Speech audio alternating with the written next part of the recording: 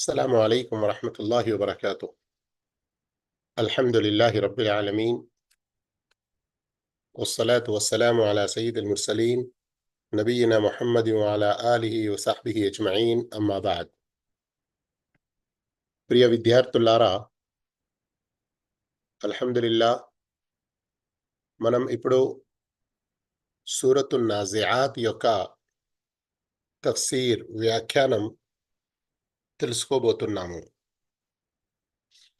సోదర మహాశయులారా, సోదరిమణులారా, ప్రియ విద్యార్థులారా, అల్లాహ్ మనందరి మార్గదర్శకత్వం కొరకు పంపినటువంటి ఈ దివ్య ఖుర్ఆన్, దీనిలోని 114 సూరాలలో ప్రతి సూరాలోని ప్రతి ఒక్క ఆయతులోని ఒక్కొక్క సెంటెన్స్, వాక్యంలో మన కొరకు ఇహ పరాల ఎన్నో మేళ్ళు ఉన్నాయి. అందుకొరకే మనం ఖుర్ఆన్ చాలా శ్రద్ధగా చదవడంతో పాటు దానిని మంచి రీతిలో అర్థం చేసుకునే ప్రయత్నం మరియు దాని ప్రకారంగా మన జీవితాన్ని మలుచుకునే ప్రయత్నం తప్పకుండా చేస్తూ ఉండాలి. ఇహలోకపు ఎన్నో రకాల వాంఛలకు, మన యొక్క మనస్సు కోరికలకు ఎన్నో సందర్భాల్లో మనం లొంగిపోయి అల్లాహ్ పంపినటువంటి దివ్య ఖుర్ఆన్ ఆదేశాలకు ఎంతో వ్యతిరేకం మనతో జరుగుతూ ఉంటుంది. పరలోకాన్ని మనం విశ్వసిస్తున్నప్పటికీ అక్కడి ఎన్నో విషయాల వివరణలు తెలుసుకొని భయపడుతూ ఉండే విషయంలో మనం కొంచెం అశ్రద్ధగా ఉంటాము. అయితే ఖురాన్ చదవడం ద్వారా, ఖురాన్ను మంచి రీతిలో అర్థం చేసుకొని దానిని తిలావత్ చేస్తూ యోచించడం ద్వారా మనలో ఎంతో పెద్ద గొప్ప మార్పు రావచ్చు. ఇంతకుముందు సూరాలలో కూడా మీరు పరలోకానికి సంబంధించిన ఎన్నో విషయాలను అల్లాహ్ వివరిస్తూ, ఎవరైతే పరలోకాన్ని తిరస్కరిస్తున్నారో, చనిపోయిన తర్వాత మళ్ళీ బ్రతికించబడలేము అని అంటున్నారో, అలాంటి వారి సందేహాలను వ్యక్తపరిచి వాటికి ఎంతో మంచి రీతిలో అల్లాహ్ సమాధానం ఇస్తూ పోతున్నాడు. ఒకటే అంశం మాటిమాటికి వస్తుంది అని మీరు చిరాకు చెందకుండా, ఇందులో అల్లాహు తఆలా ఏ రీతిలో, ఏ కోణంలో, ఏ విధానంలో నచ్చజెబుతున్నాడు, తెలియబరుస్తున్నాడు, అన్ని రకాల సందేహాలను దూరం చేస్తున్నాడు, వాటికి మంచి సొల్యూషన్, పరిష్కారం తెలియజేస్తున్నాడు అన్న విషయాన్ని మీరు గ్రహించండి. అయితే రండి, ఈరోజు సూరత్ నాజిఆత్, దీని యొక్క ప్రధాన అంశం కూడా ముష్రికులు, బహుదైవారాధకులు, ఇంకా వేరే ఎంతో ఈ రోజుల్లో కూడా తమకు తాము నాస్తికులు అనుకునేవారు పరలోకం లేదని ఏదైతే అంటారో, ఇక్కడ అల్లాహు తఆలా మరో రకంగా దానిని ధృవపరుస్తున్నాడు. తప్పకుండా పరలోకం ఉంది అని దాని గురించి కొన్ని సత్యాలు తెలియజేస్తున్నాడు. రండి, మన అలవాటు ప్రకారంగా ముందు తిలావత్, అనువాదంతో పాటు ముఖ్య పదాల భావం, ఆ తర్వాత వ్యాఖ్యానం, మన కొరకు ఉన్నటువంటి గుణపాఠాలు తెలుసుకుందాము. అఊదు బిల్లాహి మినష్ షైతానిర్ రజీమ్. బిస్మిల్లాహిర్ రహ్మానిర్ రహీం. వన్నాజిఆతి గర్కా. నజఅ యన్జఉ. నాజిఆత్ అంటే లాక్కుపోయేవారు, గుంజి తీసేవారు, లాగి తీసేవారు. గర్కా, మునిగి.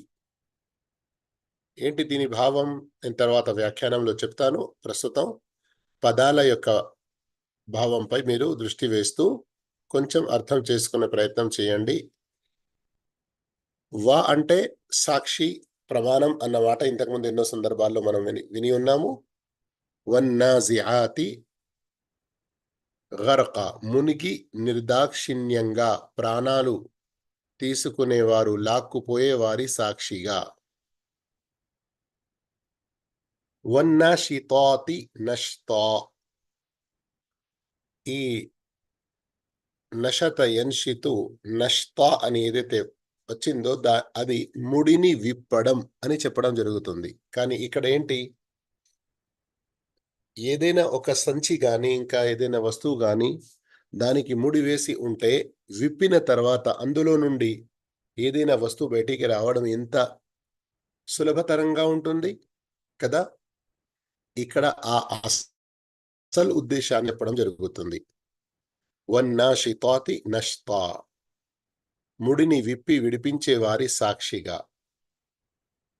మొదటి ఆయతలో వన్నాజియాతి గర్క అంటే మునిగి అవిశ్వాసుల ప్రాణాలు తీసే అటువంటి దైవదూతల సాక్షిగా. రెండో ఆయతలో ఎంతో సునాయసంగా విశ్వాసుల ప్రాణాలు తీసే అటువంటి దూతల సాక్షిగా. ఫస్సాబిహాతి సబ్హా, తేలియాడుతూ పోయే వారి సాక్షిగా. సభ అంటారు అసలు విషయం ఈతాడుట. యస్బహు, సబహ యస్బహు, ఈత స్విమ్మింగ్. అయితే ఇక్కడ వ్యాఖ్యానంలో వివరాలు వస్తాయి, కానీ సంక్షిప్తంగా చెప్పే విషయం ఏంటి, ఇక్కడ వారు తేలియాడుతూ పోతూ ఉంటారు. దేవదూతల విషయం ఇక్కడ కూడా ప్రస్తావించడం జరిగింది. ఫస్సాబికాతి సబ్కా, సబ్క్ అంటారు ఒకరు మరొకరిపై మించిపోవడం. ఈ కాంపిటీషన్ లో జరుగుతుంది కదా, వేగంగా దూసుకుపోతూ ఒండొకరిని మించిపోయే వారి సాక్షిగా. ఫల్ ముదబ్బిరాతి అమ్రా, తమ ప్రభు అప్పగించిన పనులను పకడ్బందీగా అమలు పరిచే వారి సాక్షిగా. ఏ దైవదూతలకు ఏ బాధ్యతలు ఇవ్వబడ్డాయో వారు ఆ బాధ్యతలను ఎలాంటి కొరత లేకుండా మంచి ప్రణాళికతో, మంచి ప్లానింగ్తో, ఉత్తమ రీతిలో వాటిని నెరవేరుస్తూ ఉంటారు. దాని ప్రస్తావన ఇక్కడ చేయడం జరిగింది. ఆ తర్వాత యౌమ తర్జుఫు రాజిఫ, 5 రకాల ప్రమాణాలు చేసిన తర్వాత అల్లాహు తఆలా ప్రళయ దినం సంభవించే అటువంటి వినాశనం, మొదటి శంఖం ఊదడం ద్వారా ఏం జరుగుతుంది, రెండవ శంఖం ఊదడం ద్వారా ఏం జరుగుతుంది సంక్షిప్తంగా తెలిపాడు. గమనించండి. యౌమ, ఆ రోజు, తర్జుఫుర్ రాజిఫ, దద్దరిల్లేది, దద్దరిల్లుతుంది. మొదటి శంఖం ఊదబడినప్పుడు దాని ప్రస్తావన ఈ 6వ ఆయతలో ఉన్నది. అప్పుడు శంఖం ఊదబడుతుంది, ప్రతి వస్తువు కంపించిపోతుంది, మరియు ఈ భూమి, ఆకాశం, ఈ నక్షత్రాలు, పర్వతాలు ఇవన్నీ కూడా వాటి స్థితిలో ఉండవు, దద్దరిల్లిపోయి అంతట వినాశనం జరుగుతుంది. తత్బఉహ రాదిఫ, అల్లా కోరినన్ని రోజుల తర్వాత మరొకసారి శంఖం ఊదబడుతుంది. ఇది అక్కడ చెప్పడం జరిగింది. తత్బఉహ అంటే వెనుక వచ్చేది. హ అన్న పదం మొదటి శంఖం ఏదైతే ఉందో రాజిఫ, దాని గురించి చెప్పడం జరుగుతుంది. రాదిఫ ఇక్కడ గమనించండి, రాజిఫ 6వ ఆయతలో ఉంది, రాదిఫ దాల్తోని 7వ ఆయతలో ఉంది. రాదిఫ అంటే రదీఫ్ అని అంటారు కదా, వెనక సర్వసామాన్యంగా ఇద్దరు ప్రయాణం చేసే అటువంటి వాహనం ఏదైతే ఉంటుందో వెనక కూర్చుండే వాడిని రదీఫ్ అని అంటారు. అయితే ఈ రాదిఫ అని ఏదైతే వచ్చిందో ఇక్కడ ఉద్దేశం ఏంటి? మొదటి శంఖం ఊదబడిన కొన్ని సంవత్సరాల తర్వాత అల్లా ఆజ్ఞతో మరో శంఖం ఊదడం జరుగుతుంది. మరోసారి శంఖం ఊదబడినప్పుడు సర్వ మానవులను ఆదం అలైహిస్సలాం నుండి మొదలుకొని మొదటిసారి శంఖు ఊదబడినప్పటి వరకు ఉన్న మానవులు వారందరూ కూడా వెలికి బయటికి వస్తారు. వారందరూ మరోసారి బ్రతికించబడి అందరూ హాజరవుతారు. కులూబు యౌమఇదిన్ వాజిఫ. ఆ రోజు ఎలా ఉంటుంది? కులూబ్ గుండెలు, యౌమఇదిన్ ఆ రోజు, వాజిఫ భయంతో దడదడలాడుతాయి. అల్లాహు అక్బర్. ఇంతకుముందు కూడా ఎన్నో సూరాలలో మనం విన్నాము కదా, ప్రళయం సంభవించినప్పుడు ఎలాంటి పరిస్థితి ఉంటుందో. ఇక్కడ కూడా ఒక పరిస్థితి తెలపడం జరుగుతుంది. అబ్సారుహా ఖాషిఅ, వారి చూపులు క్రిందికి వంగి ఉంటాయి. వారి చూపులు క్రిందికి వంగి ఉంటాయి. అబ్సార్ వారి చూపులు, ఖాషిఅ వంగి ఉంటాయి. యఖూలూన అఇన్నా లమర్దూదూన ఫిల్ హాఫిరా. యఖూలూన్ అవిశ్వాసులు అంటారు, అఇన్నా ఏమిటి మేము, లమర్దూదూన మళ్లించబడతామా, ఫిల్ హాఫిరా మొదటి అవస్థలోనికే. అంటే ఇప్పుడు మేము మానవులుగా ఉన్నాము, చనిపోయిన తర్వాత మళ్ళీ ఇలాగే మమ్మల్ని పుట్టించడం జరుగుతుందా అని వారు సందేహం వ్యక్తపరుస్తున్నారు. ఇక వారి సందేహం అసలు కాదు, వారు దానినే నమ్మకం అని అనుకుంటున్నారు. మరి ఆ నమ్మకంపై వారి యొక్క ఆధారం ఎంత బలహీనంగా ఉందో చూడండి. ఏమంటారు వాళ్ళు? యఖూలూన ఇన్న లమర్దూదున ఫిల్ హాఫిరా అఇదా కున్నా ఇదామన్ నఖిరా. అఇదా కున్నా ఎప్పుడైతే మేము అయిపోతామో, ఇదామన్ మా యొక్క ఎముకలు, నఖిర కుళ్ళిపోయిన, కృషించిపోయిన, అంటే మా ఎముకలు సైతం కుళ్ళిపోయి కృషించిపోయి మట్టిలో కలిసిపోయిన తర్వాత కూడా మమ్మల్ని లేపడం జరుగుతుందా? ఎప్పుడైతే ప్రవక్త ఈ మాట చెప్తున్నారో వారికి నమ్మకం కలగటలేదు. అయితే దాన్నే వారు ప్రస్తావిస్తున్నారు. మనిషి మళ్ళీ మొత్తం కుళ్ళిపోయిన తర్వాత ఇలా పుట్టించబడతాడు అన్నట్లుగా. కాలు ఇంకా ఏమంటారు? తిల్క ఇదన్ కర్రతున్ ఖాసిరా. తిల్క అది అంటే మరోసారి లేపబడటం, ఇదన్ అప్పుడైతే, కర్రతున్ ఖాసిరా ఈ మల్లింపు, కర్రతన్ మల్లింపు, ఖాసిర నష్టకరం. అంటే ఏంటి? ఇక నిజంగానే మేము తిరిగి లేపబడ్డాము అంటే మేమైతే నమ్మడం లేదు. ఎందుకంటే మనిషి చనిపోయిన తర్వాత, మట్టిలో కలిసిపోయిన తర్వాత, ఎముకలు సైతం కృషించిపోయిన తర్వాత మళ్ళీ పుట్టించడం అనేది ఎలా జరుగుతుంది? ఇక మేము ఈ దినాన్ని నమ్ముతలేము కదా. అయితే నమ్మకుంటే మీకు శిక్షలుంటాయి అని మమ్మల్ని హెచ్చరించడం జరుగుతుంది కదా. మరి అట్లయితే అది చాలా నష్టకరమైన జీవితం కదా. అలాంటి జీవితం మాకెందుకు? ఇక్కడ మీరు గమనించండి. మాటను మంచి రీతిలో అర్థం చేసుకునే దానికి బదులుగా వారు అడ్డ ప్రశ్నలు వేసి ఏదో రకంగా తమ యొక్క బూటకపు, అబద్ధపు, అసత్యపు మూఢనమ్మకం పైనే బలంగా ఉన్నారు.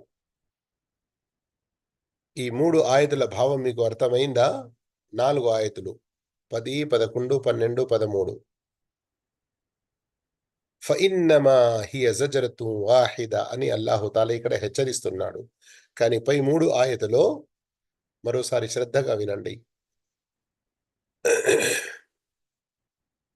అవిశ్వాసులు తిరిగి లేపబడటాన్ని నమ్మడం లేదు కదా. ఎందుకు? మనిషి చనిపోయిన తర్వాత కుళ్ళిపోయిన తర్వాత, ఎముకలు సైతం మట్టిలో కలిసి నశించిపోయిన తర్వాత మళ్ళీ ఎలా లేపడం జరుగుతుంది?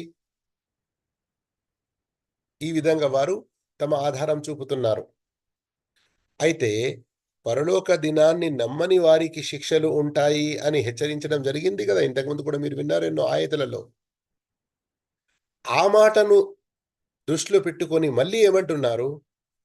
ఒకవేళ మేము లేపబడినా గాని ఏంటి మాకు నష్టమే కదా! మాకు శిక్షలే ఉంటాయి కదా! మరి ఇలాంటి లేపబడడం ఎందుకు మాకు? అంటే నమ్మకుంటే నష్టమున్నది. కానీ నమ్మండి మీరు. తౌహీద్‌పై వచ్చేసేయండి. ప్రవక్త విధానాన్ని అనుసరించండి. అలా చేయకుండా మేము నమ్మకుంటే మాకు శిక్షలుంటాయంటున్నారు గదా! మరి అలాంటప్పుడు మేము ఎందుకు లేపబడడం? అని ఈ విధంగా అడ్డ ప్రశ్న వేసి ఇంకింత తమ అవిశ్వాసంలోనే కూరుకుపోతున్నారు. అయితే అల్లాహ్ హెచ్చరిస్తున్నాడు. ఫఇన్నమా హియ జజ్రతున్ వాహిదా. అదొక భయంకరమైన గద్దింపు. వాస్తవంగా ప్రళయం సంభవించినప్పుడు ఒక భయంకరమైన శబ్దం వస్తుంది. సైహతున్ వాహిద అని సూరత్ యాసీన్‌లో ఇంకా వేరే సూరల్లో కూడా చదివినాం మనం. ఫఇదా హుం బిస్సాహిర. ఆ రెండవ శంఖం ఊదబడిన తర్వాత వారంతా ఒక్కసారిగా మైదానంలో సమీకరించబడతారు. 14 ఆయతుల యొక్క వివరణ, వ్యాఖ్యానం మనం ఇప్పుడు తెలుసుకుందాము. ప్రియ విద్యార్థులారా, ఈ 5 ఆయతులు స్టార్టింగ్‌లో ఏదైతే మీరు చూస్తున్నారో దైవదూతల యొక్క ప్రమాణం చేయబడినది అని, ఇక్కడ ఒక విషయం చాలా శ్రద్ధగా అర్థం చేసుకోండి. శ్రద్ధగా వినండి. అదేంటి?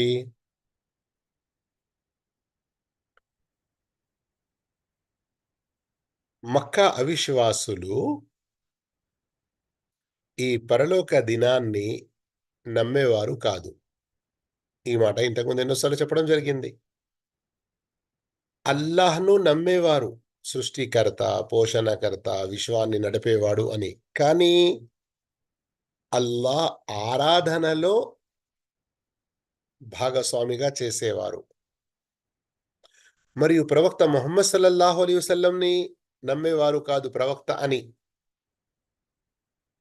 కానీ అల్లాహ్ యొక్క దైవదూతలు ఉన్నారు కదా! మలాయికా, ఫరిష్తే. ఆ దైవదూతలను నమ్మేవారు. దైవదూతలు చేసే అటువంటి ఎన్నో పనులను నమ్మేవారు. కానీ ఆ దైవదూతలను వారు ఏదైతే నమ్మేవారో, వారిలో ఆ దైవదూతల గురించి ఎన్నో రకాల మూఢనమ్మకాలు ఉన్నప్పటికీ, దైవదూతల పట్ల ఒక జనరల్ విశ్వాసం ఉండింది కదా! అయితే ఈ దైవదూతలు చేసే కొన్ని చాలా ముఖ్యమైన పనులను అల్లా ప్రస్తావించి, వాటి ప్రమాణం చేసి, అల్లాహు తాలా ఇక్కడ ఈ ఆయతులలో పరలోక దినాన్ని నిరూపిస్తున్నాడు. దైవదూతలను మీరు విశ్వసిస్తారు కదా! అయితే ఈ దైవదూతల ప్రస్తావన మీరు వినండి. ఏంటి? ఈ దైవదూతల్లో కొందరు విశ్వాసుల ప్రాణాలు తీసేవారు ఉంటే, మరికొందరు అవిశ్వాసుల ప్రాణాలు తీసేవారు. విశ్వాసుల ప్రాణాలు తీసేవారు ఎలా తీస్తారు? అవిశ్వాసుల ప్రాణం తీసేవారు ఎలా తీస్తారు?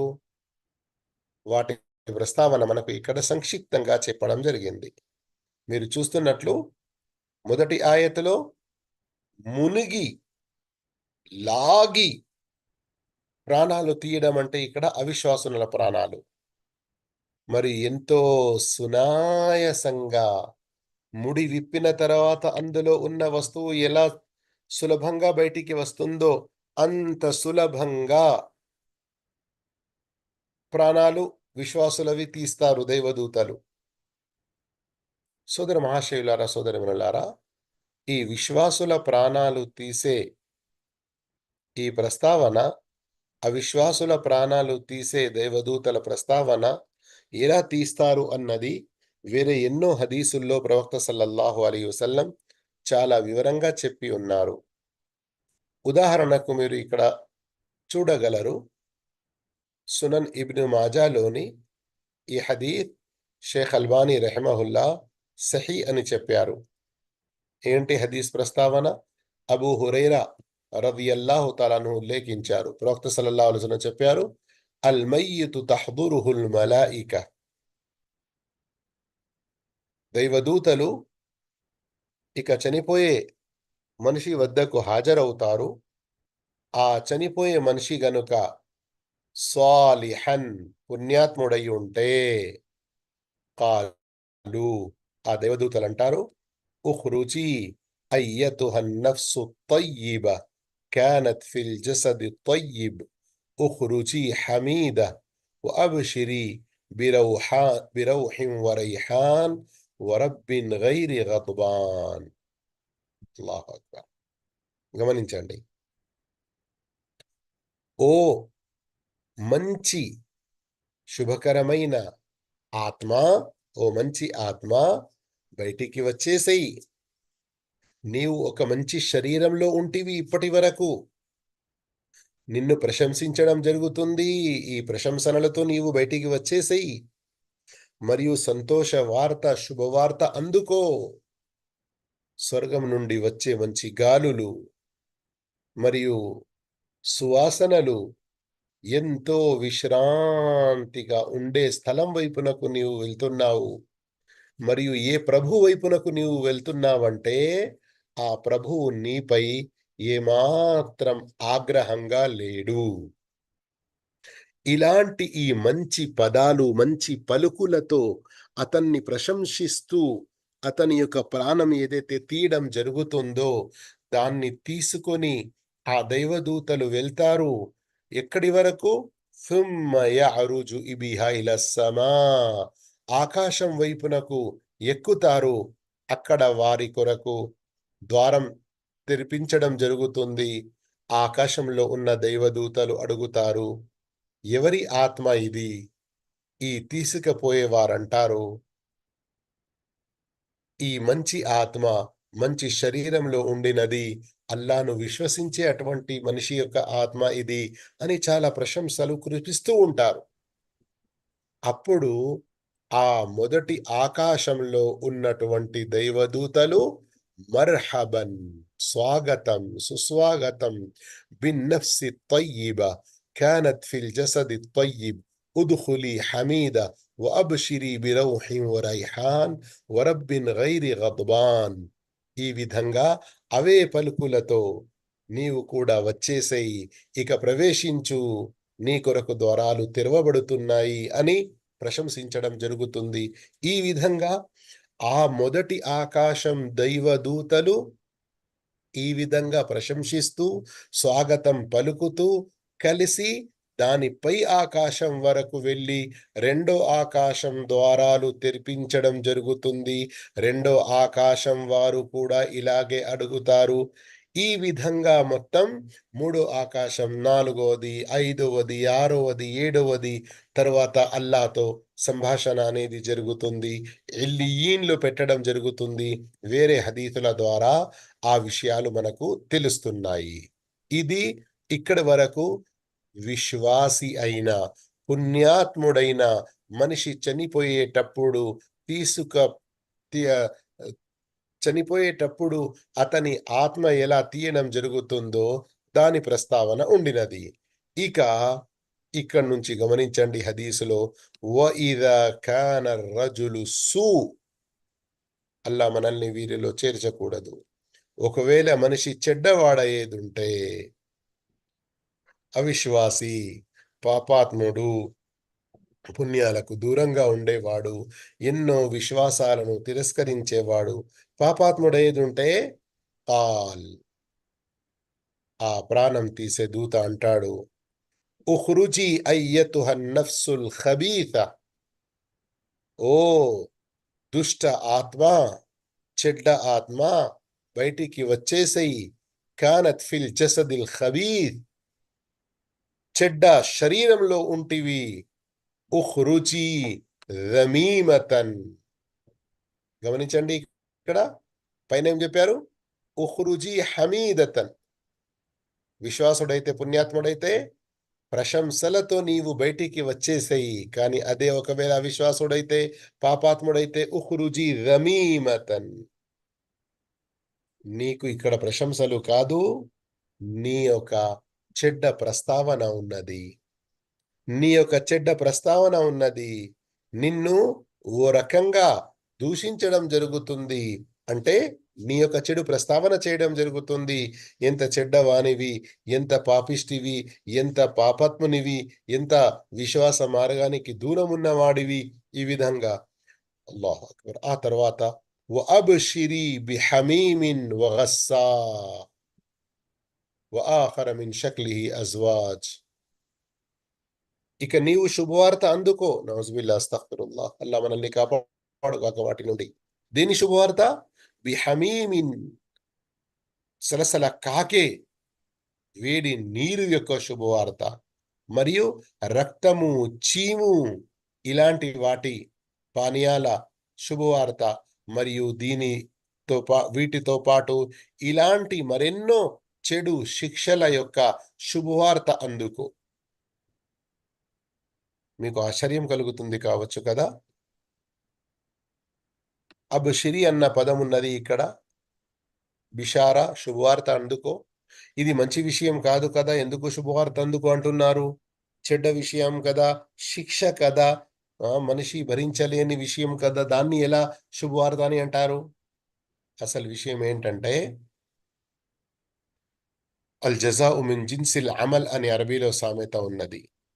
ఇహలోకంలో ఈ శిక్షల గురించి తెలియజేస్తూ వీటికి దూరంగా ఉండటానికి ఇహలోకంలోనే మీరు విశ్వాస మార్గాన్ని అవలంబించండి, మీరు పుణ్య మార్గాన నడవండి అని వారికి చెప్పబడినప్పుడు, ఈ బోధ చేసే వారిని ఎగతాళి చేసి, ఈ మంచి మాటలను తిరస్కరించి వారు ఉన్న చెడ్డ మార్గంపై ఎంత సంతోషం వ్యక్తపరిచేవారు. ఖురాన్లోని వేరే ఎన్నో సూరాల్లో ఈ ప్రస్తావన ఉంది. సూరతుల్ ముతఫిఫీన్ చూడవచ్చు, సూరతుల్ ఇన్షికాక్ చూడవచ్చు, ఇంకా వేరే. వారు ఏ పాపంలో ఉన్నారో దానిపై వారు సంతోషం వ్యక్తం చేస్తూ ఉండేవారు. అంతేకాదు, పుణ్య మార్గాన పిలిచే వారిని ఎగతాళి చేసి వారు సంతోషపడేవారు. ఒకరిపై ఒకరు విరుచుకుపడుతూ నవ్వుకుంటూ ఉండేవారు. ఈరోజు మనం వానికి ఎట్లా జవాబిచ్చినాము, మనం ఈరోజు వానికి ఎలా సమాధానం ఇచ్చాము? ప్రవక్తలకు, పుణ్యాత్మలకు తిరుగుబడి వారు ఏ పనులైతే చేసేవారు దానిపై సంతోషించేవారు. అయితే ఇక్కడ వారు చేసిన వాటికి ప్రతిఫలంగా మీరు చేసుకున్న ఆ చెడుకు ఇదిగోండి శుభవార్త ఈ రకంగా ఉంది మీకు అని. అక్కడి నుండి మొదటి ఆకాశం వైపునకు తీసుకు వెళ్ళడం జరుగుతుంది. అతని ఆత్మను అక్కడ ఆకాశ ద్వారాలు తెరువబడడానికి అనుమతి కోరితే ద్వారాలు తెరువబడవు. ఏమని చెప్పడం జరుగుతుంది? లా మర్హబం బిన్ నఫ్సిల్ ఖబీథ, ఈ చెడ్డ ఆత్మకు, దుష్ట ఆత్మకు ఎలాంటి స్వాగతం లేదు. ఈ చెడ్డ ఆత్మ చెడు శరీరంలో ఉండినది. ఇర్జిఇ రమీమతన్, ఇక నువ్వు తిరిగిపో నీ పాడుగాను. ఫఇన్నహా లా తుఫ్తహు లకి అబ్వాబు సమా, నీ కొరకు ఆకాశ ద్వారాలు తెరువబడవు. తరువాత అతని యొక్క ప్రస్తావన 7 ఆకాశాల కింద ఉన్నటువంటి సిజ్జీన్లో రాయబడం జరుగుతుంది. సోదర మహాశయులారా, సోదరిమణులారా, ఇక్కడ ఈ హదీసు ద్వారా మనం గమనించాల్సిన విషయం ఏంటి? ఈ హదీస్ నేను ఎందుకు ప్రస్తావించాను? 2 ఆయతులు స్టార్టింగ్ లో ఏవైతే ఉన్నాయో, వన్నాజిఆతి గర్కా వన్నాషితాతి నష్తా, వీటి యొక్క వ్యాఖ్యానంలో ఈ హదీసును ప్రస్తావించాను. ఆ తర్వాత వస్సాబిహాతి సబ్హా ఫస్సాబికాతి సబ్కా, ఈ దైవదూతలు ప్రాణాలు తీసుకొని ఈ గగనంలో ఏదైతే ఈతాడుకుంటూ, తేలియాడుతూ, వేగంగా ఒకరు మరొకరిపై పోటీ పడుతూ వెళ్తారో వాటి ప్రస్తావన ఉంది. ఫస్సాబికాతి సబ్కాలో మరొక విషయం ధర్మవేత్తలు చెబుతారు. ఏంటి మరొక విషయం? ఈ దైవదూతలు అల్లా యొక్క ఆదేశాలు ఏదైతే తీసుకొని వెళ్తూ ఉంటారో, జిన్నాతులు సూరతుల్ ముల్క్ యొక్క తఫ్సీర్‌లో విని ఉన్నారు గదా మీరు. జిన్నాతులు అల్లా ఆదేశాలను దైవదూతలు పరస్పరం మాట్లాడుకుంటుండగా వాటిని దొంగలించే ప్రయత్నం చేస్తారు. అయితే ఆ జిన్నాతులను, శైతానులను తరిమివేసి కొట్టి, వారికంటే ముందుగా అల్లా ఆదేశాలను పూర్తి చేయడానికి వారు ముందుకు సాగిపోతూ ఉంటారు. ఉండొకరిని మించిపోయి ప్రయత్నం చేస్తూ ఉంటారు. ఫల్ ముదబ్బిరాతి అమ్రా. మరి ఆ దైవదూతలు ఎవరెవరికి ఏ ఏ బాధ్యతలు అప్పగించాయో, ఎవరెవరికి ఏ బాధ్యతలు అప్పగించబడ్డాయో వారందరూ తమ తమ బాధ్యతలను నెరవేరుస్తూ ఉంటారు. ఇక్కడ గమనించండి ఒక విషయం. మనం కొన్ని సందర్భాల్లో ఖురాన్‌లో చూస్తాము. ముదబ్బిర్, వమన్ యుదబ్బిరుల్ అమ్ర్. ఏదైనా ఇక్కడ మీకు చూపిస్తాను ఖురాన్‌లోని వేరే చోట వచ్చినటువంటి ఆయత్ ప్రస్తావన.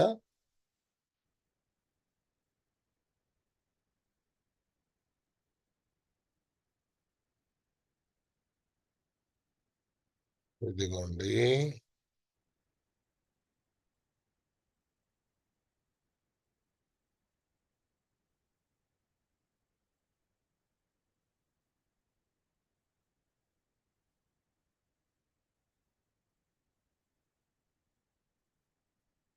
యా దాల్ బారా.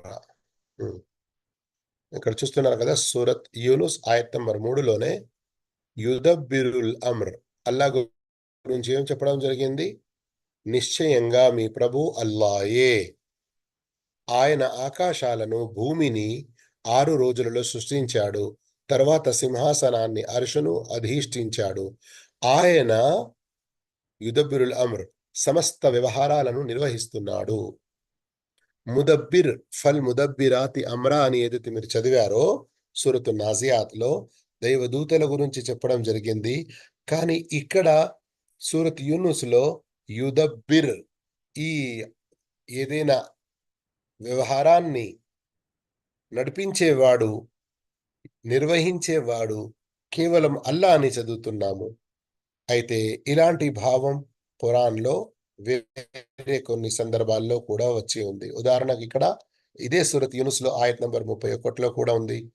మరియు ఆ తర్వాత సూరత్ ఇబ్రాహీంలోని ఆయత్ నంబర్ 2లో కూడా ఉంది. ఈ విధంగా ఇంకా వేరే ఎన్నో సూరాలలో మనం చూస్తూ ఉన్నాము. విషయం ఏంటి? అసలు నిర్వాహకుడు కేవలం అల్లాహ్ మాత్రమే. అల్లాహ్ తప్ప వేరే ఎవరు నిర్వాహకుడు కాడు. కానీ ఇక్కడ చెప్పే ఉద్దేశ్యం ఏంటి? అల్లాహ్ వారికి ఏ బాధ్యతలు అప్పగించాడో, అల్లాహు తాలా నిర్వహించే విషయాలు వారికి ఒక బాధ్యతగా ఏదైతే ఇచ్చాడో వాటిని ఆ దైవదూతలు తూచా తప్పకుండా అల్లాహ్ చెప్పిన ప్రకారంగానే నెరవేరుస్తారు. అందుకొరకే వారిని అల్ ముదబ్బిరాత్ అని ఇక్కడ చెప్పడం జరిగింది. ఇలా నేను వివరించడానికి కారణమేంటి? కొందరు కొందరు వారు నమ్ముకుంటున్నటువంటి వలీలు, దర్గాలు, బాబాల గురించి ఏమంటారు? లేదండి, అసలు శక్తి అల్లాహకు మాత్రమే ఉంది. అదంతా చేసేవాడు అల్లాయే. కానీ ఈ వలీలకు అల్లాహు తాలా ఒక చిన్న అధికారం ఇచ్చాడు అన్నటువంటి మాటలు మాట్లాడి షిర్క్‌లో కూరుకుపోతారు. మరియు ఇలాంటి కొన్ని ఆయతుల ద్వారా దలీల్ తీసే ప్రయత్నం చేస్తారు. అయితే మనం సత్యం తెలుసుకొని ఉండాలి. మరియు అసలు తద్బీర్ అంటే ఏమిటి? నిర్వహణ అంటే ఏమిటి? దూతలు పాటించేటువంటి నిర్వహణ ఏమిటి? అనే విషయాలలో మనం వ్యత్యాసాన్ని గమనించామంటే షిర్క్‌లో పడడానికి ఏ ఆస్కారం ఉండదు. ఇక్కడి వరకు మీకు విషయం అర్థమైందని ఆశిస్తున్నాను. అంటేంటి? ఓ అవిశ్వాసులారా! మీరు ఏ దైవదూతలను నమ్ముతున్నారో ఆ దైవదూతల విషయాలే చూడండి, వినండి. వారే ప్రాణం తీసేవారు. విశ్వాసుల ప్రాణం గాని, అవిశ్వాసుల ప్రాణం గాని తీసుకొని వెళ్ళిపోయేవారు. ఈ లోకంలో అల్లా యొక్క ఆదేశాలను అల్లా కోరిన ప్రకారంగా నిర్వహించేవారు, వాటిని యొక్క అన్ని పనులు చేసేవారు. అయితే ఈ దూతలే మీ ప్రాణాలు తీయడానికి వస్తారు. అల్లా కోరినప్పుడు మళ్ళీ మిమ్మల్ని బ్రతికిస్తాడు. మరియు ఆ దూతల్లోనే ఒక దూత ఇస్రాఫీల్, అల్లా యొక్క ఆదేశంతో ఆయనే శంకు ఊదుతాడు.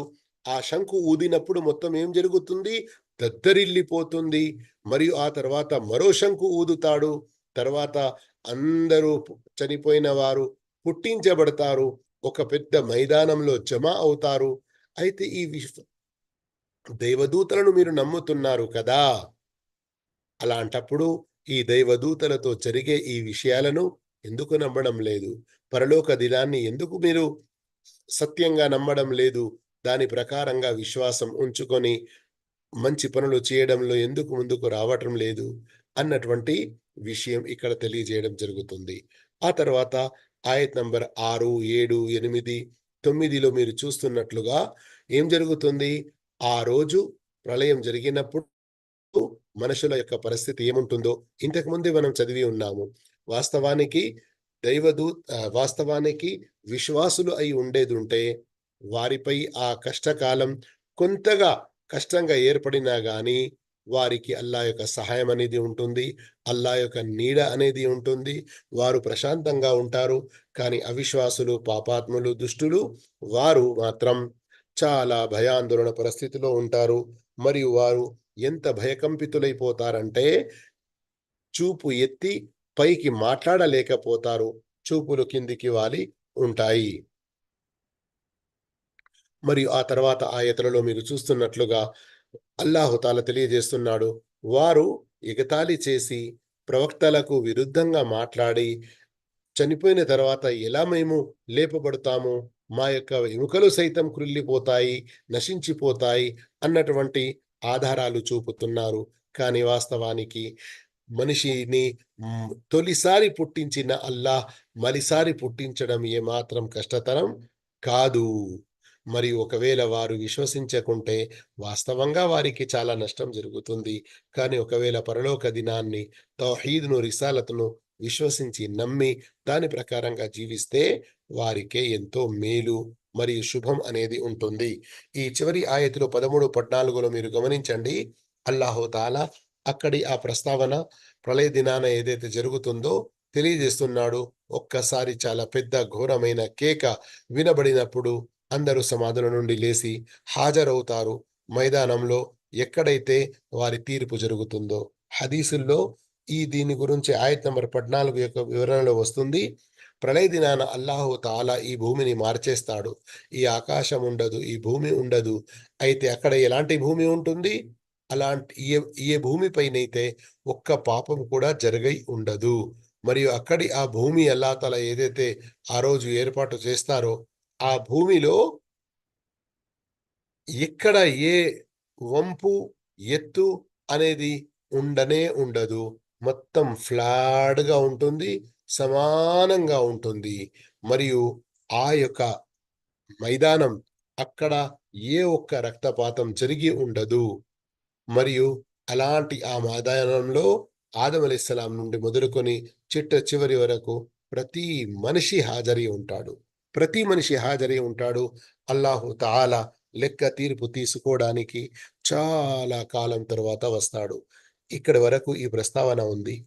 ఆయత్ నంబర్ 15 నుండి ఇంకా వేరే కొన్ని ఆధారాలు అల్లాహు తాలా చూపి పరలోక దినం గురించి మరికొన్ని సత్యాలు తెలుపుతున్నాడు. ఆ తర్వాత స్వర్గం, నరకం, స్వర్గవాసులు, నరకవాసులు, మరోసారి చివరిలో ప్రళయం గురించి మరో హెచ్చరిక అల్లాహు తాలా ఇచ్చి సూరాని సమాప్తం చేస్తున్నాడు. అయితే ఇక్కడి వరకు మనం ఈరోజు చదివాము. తర్వాత ఆయతులు ఇన్షాల్లా వచ్చే క్లాస్‌లో చదివే ప్రయత్నం చేద్దాము. మీ వద్ద ఏదైనా ప్రశ్న ఉంటే అడగవచ్చును. వాఖిరు దవానా అల్హమ్దులిల్లాహి రబ్బిల్ ఆలమీన్.